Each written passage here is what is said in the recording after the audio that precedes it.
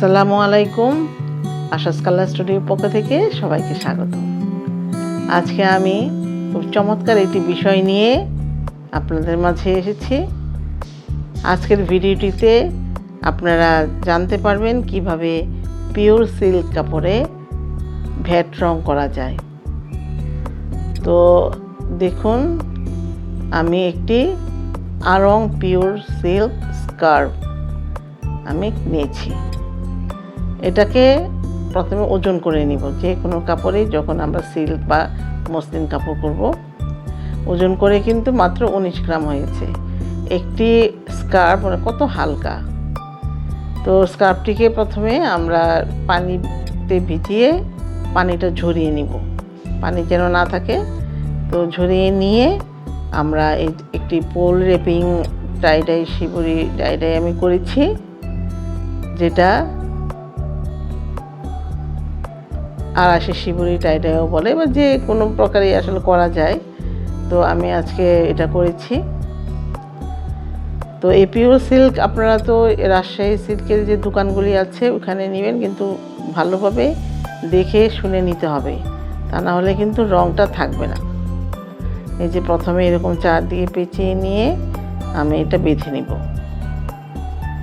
তো সবাইকে অসংখ্য ধন্যবাদ যারা আমার চ্যানেলটি দেখছেন এবং আমাকে বিভিন্নভাবে কমেন্টস করছেন, জানতে চাচ্ছেন। আর এটা তো অবশ্যই এই সিল্ক কাপড়ে এই টাইডাই করার জন্য তো অনেকেই রিকোয়েস্ট করেছেন। তো আশা রাখছি আপনারা ভালোভাবে শিখতে পারবেন। তো এই যে দেখুন, আমি কিন্তু বাঁধাটা শেষ করে দিলাম। তো বাঁধা হয়ে গেলে আমরা চলে যাব রঙে। আর আজকে আমার কি কি লেগেছে, একটি আমি পিওর রঙের পিওর সিল্ক একটি স্কার্ফ নিয়েছি, এবং একটি পাইপ, সুতা এবং রাবার ব্যান্ড। এটা দিয়ে আমরা বেঁধে আস্তে আস্তে কিন্তু এটাকে কুচকাতে হবে, কারণ যেহেতু সিল্কটা অনেক পাতলা, এটা কিন্তু একটু ফেঁসে যেতে পারে।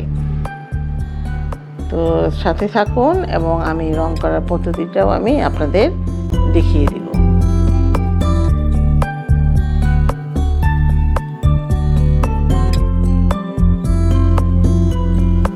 এই যে আমার বাঁধাটা হয়ে গেল, এখন আমরা রঙে চলে যাই।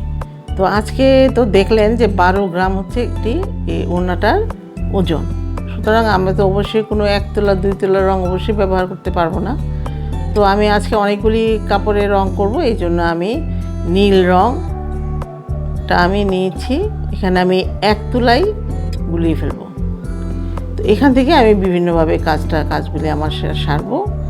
তো দেখুন, প্রথমে কিন্তু হাইড্রোস, তারপর কস্টিক দিয়ে ফুটন্ত গরম পানিতে কিন্তু আমি এই কেমিক্যালগুলি গুলিয়ে নিয়েছি। তারপরে দিলাম রং। এখন এই রঙের তাপমাত্রাটাই হচ্ছে এখানে প্রধান। রঙের তাপমাত্রা থাকতে হবে 40 ডিগ্রি সেলসিয়াস, অর্থাৎ বেশি ঠান্ডাও না আবার বেশি গরমও না, যেন আঙুল দিয়ে আমরা যতটুকু তাপমাত্রা সহ্য করতে পারি, তো সেটাই হবে 40 ডিগ্রি। তো এই যে দেখুন, আমি এখানে এই যে ব্লু রঙটা দিয়ে দিচ্ছি ফিরোজা কালারের স্কার্ফের সাথে। তো একটু আমি দুঃখিত যে আমার এই ভিডিওটা করার সময় এটা হেজি হয়ে গেছে। আপনারা একটু মেহেরবানি করে এটা ক্ষমা সুন্দর দৃষ্টিতে দেখবেন। তো এই যে দেখুন, আমার তো এই যে রঙটা করছি, ধীরে ধীরে ধীরে ধীরে আমরা এইভাবে এই কাপড়টাতে এই ব্লু ভ্যাট রং দিয়ে দিচ্ছি।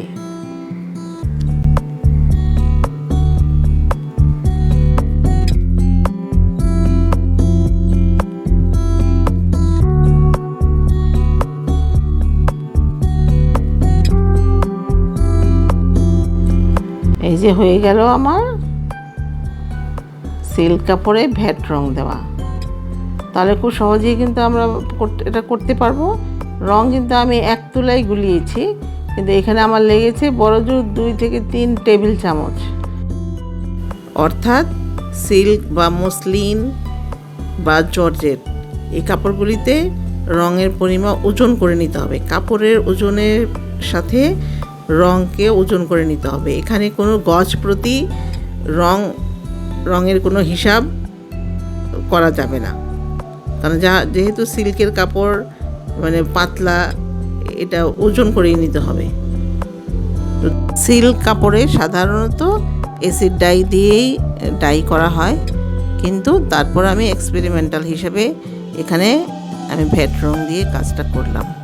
তো এরকম ভেট রং দিয়েও হয়, প্রুশিয়ান রং দিয়েও হয়। তো পরিমাণটা আন্দাজ মতো আমি নিয়েছি। পরবর্তী ভিডিওতে আমি এটা আরও ডিটেলস আপনাদের সাথে শেয়ার করব। তো ধন্যবাদ সবাইকে। আসসালামু আলাইকুম।